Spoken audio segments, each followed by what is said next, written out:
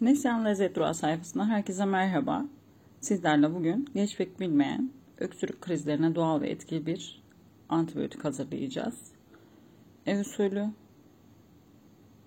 soğanımı baş kısmından bu şekilde kesiyorum. Bir tane soğan. Benim 3 çocuğum olduğu için biraz fazla yapacağım. Çünkü üçü de hasta ve öksürük krizlerine giriyorlar. Ve hastanede de inanın ne sıra bulabiliyoruz, ne muayene olabiliyoruz, ne ilaçlar fayda edebiliyor. Büyük bir ünlü doktorun vermiş olduğu bir tarifi sizlerle paylaşacağım. Bizler de deneyeceğiz. Bakalım nasıl olacak. Bir tane soğan dedik. İçini bu şekilde ayıklıyoruz. Soğanda bulunan güçlü antioksidan, kükürt miktarının yapılan araştırmalara göre öksürüğe iyi geldiği ortaya çıkmıştır. Soğan kolesterolü düşürür, kan pıhtılaşmasını önler.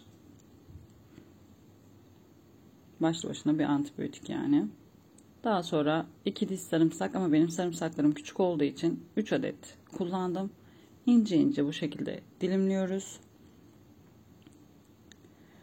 Evde yapılabilecek öksürük krizlerine doğal ve etkili bir antibiyotik oluyor gerçekten. Sarımsağın faydasını da saymakla bitmez. Solunum yollarındaki tıkanıklığı azaltıyor, nefesimizi açıyor, astım ataklarını önlüyor, karaciğerdeki yağ oranını azaltıyor. Bu da başlı başına bir antibiyotik olmuş oluyor. Bu şekilde içine oyduğum soğanlarımın içine ekliyorum.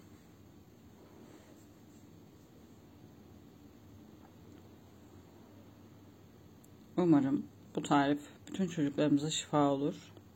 Büyük küçük demeden herkesin de kullanması gerektiğini düşünüyorum. Şimdi normalde zencefil ceviz büyüklüğünde olması gerekiyor. Taze olursa daha uygun olur. Daha rahat doğrarsınız, daha rahat işlem yapabilirsiniz. Ama ben bulamadığım için kurutulmuşunu aldım. Bu şekilde ince ince küçük küçük doğruyorum.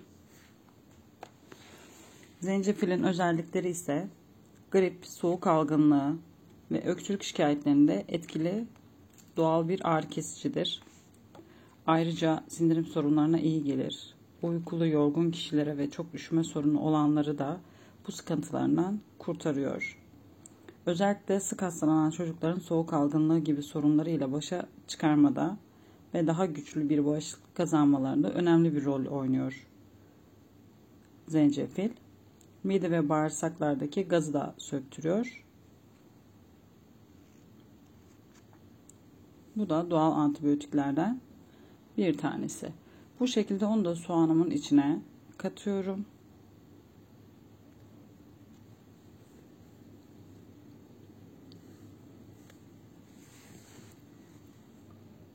Ve üzerine geçecek şekilde de, bu arada zencefilim kurutulmuş olduğu için ben yarım çay kaşığı kadar da toz zencefil kullandım. Bilginiz olsun. Yaş kullanırsanız toz zencefile gerek yok. Haberiniz olsun. Üzerini dolduracak kadar balımı ilave ediyorum. Organik bal olursa çok iyi olur. Biz elimizdeki olan balı kullandık diyelim. Öksürük sorunlarında bal tercih edilen ve fayda sağlayan bir besindir. Balı soğanın içine dolduruyoruz dediğim gibi. Bal boğazımızı yumuşatır. Boğaz ağrılarına iyi gelir.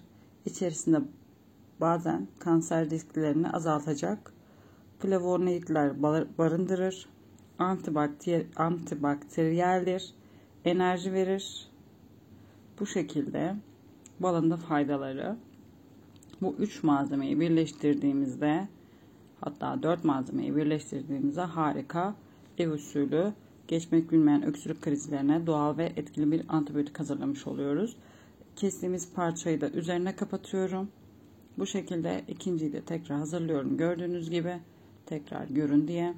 Bunu da karanlık bir yerde, soğuk bir yerde yaklaşık 12 saat kadar beklettikten sonra güzelce çocuklarımıza sabah akşam olmak üzere birer tatlı kaşığı verirseniz İnşallah şifa olur. Öksürüğümüzü bıçak gibi kesecek harika bir tarif bence. Benim videom bu şekildeydi. Umarım sizler de dener ve çocuklarınız da öksürüklerinden kurtulmuş olur. Hepinize şifalar diliyorum. Hoşça kalın. Kendinize çok iyi bakın.